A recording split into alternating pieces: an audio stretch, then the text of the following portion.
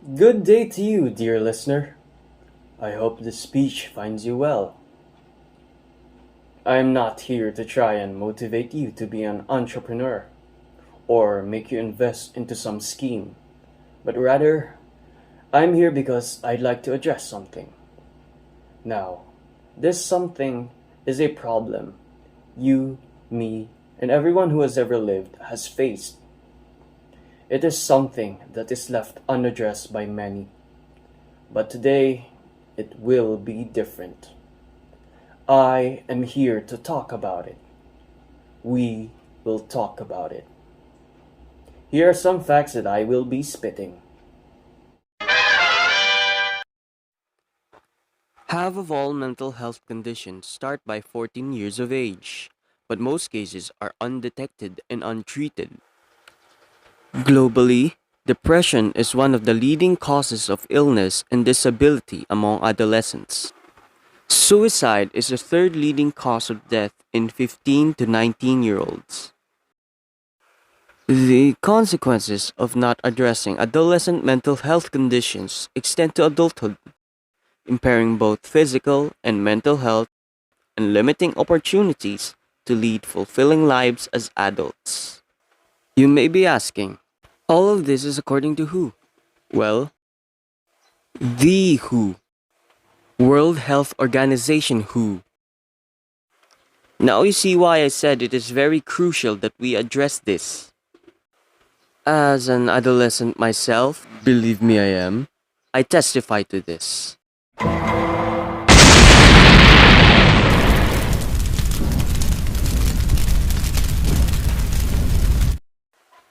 Imagine being locked up, forced to stay in one place for an extended period of time, watching life pass all around you. I just described prison in one sentence, didn't I? Well, fellow teenagers watching this, no, I also described school. And the feeling of being weighed down by tasks as they slowly pile up and sit in rows, and the very thought of them is enough to make you lie in bed for hours. All the while being anxious because of the fear that you've been missing out on life since the start of this pandemic. Oops. In the heat of the moment, I said a bad word. The P word. But what you haven't noticed is that both pandemic and prison both start with the letter P. Coincidence? Oops, I said it again. Sorry. My bad. I know, we know how sick we are of that word. We hope to never hear it again. In the next millennium, at least. So you may be asking yourselves, what now? Well, let's talk about it. No, I mean it. Actually talk about it with your friends and loved ones. Consult their mental health. Make it normal. Make your own home a safe space where you can openly talk about issues and what you're feeling. Don't ridicule a teen when they are being moody. Hormones are already hard enough to deal with on their own. Hell, they gave me acne and butt hair. I'd rather not show it. Sympathize with them. Sympathize with one another. Someone needs attention? Don't judge them for it. If there is a need for attention, there is a problem. Most often than not, it is a cry for help. Acknowledge that. And don't let silent cries go unnoticed. Be openly human. Love will handle the rest. But also, in the midst of loving one another, we must always remember to love ourselves. They say, do unto others what you would want others to unto you. I'd like to add something to complete that. And do not unto yourself what you would not want to unto others. Let us not judge. Let us not hate. Let us not discriminate. And most of all, let us not stigmatize mental health.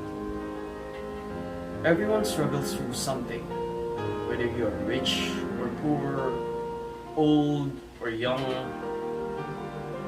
One thing remains constant: suffering.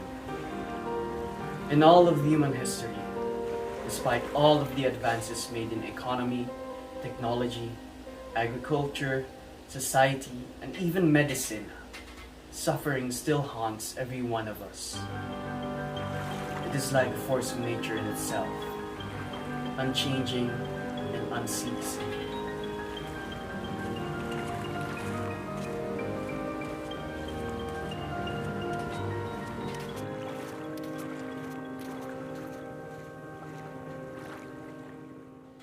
We might not be able to get rid of it overnight, but we can certainly work on progressively lessening the suffering that each person goes through.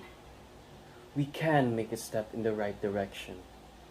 As long as we are aware and willing to change, we can work towards having a better world. Less suffering, more caring. Less hate, more listening and understanding. This is the way. I am Victor Crisostomo, and this has been my speech as the voice for the youth of the nation. I hope to have softened your hearts and given it more capacity for love. I hope that we work on this issue, starting from the places closest to us. Inside ourselves, our very homes, our very community, and then together as a society. Before I leave, I have one last thing to say to everyone listening. Not everything is as it seems.